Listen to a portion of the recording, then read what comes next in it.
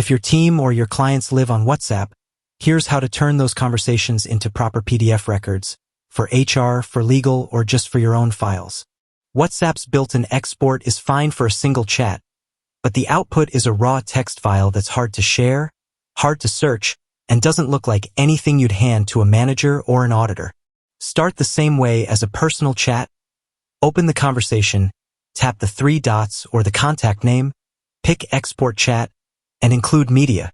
Same flow on Android and iPhone. Drop the zip on chattopdf.app. No account. No data shared with third parties.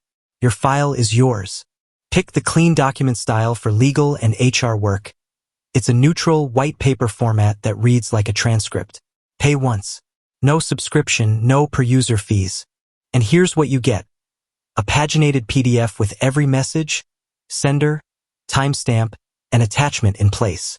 Searchable. Printable. Something you can attach to a contract, a case file, or an HR record without explaining what it is. On privacy, files auto-delete after 7 days. Nobody reads them, nothing's used to train any model, and you get a refund if it doesn't work for you. That's how to turn WhatsApp business chats into PDF records. Links in the description. Code VOICE25 gets you 25% off any tier.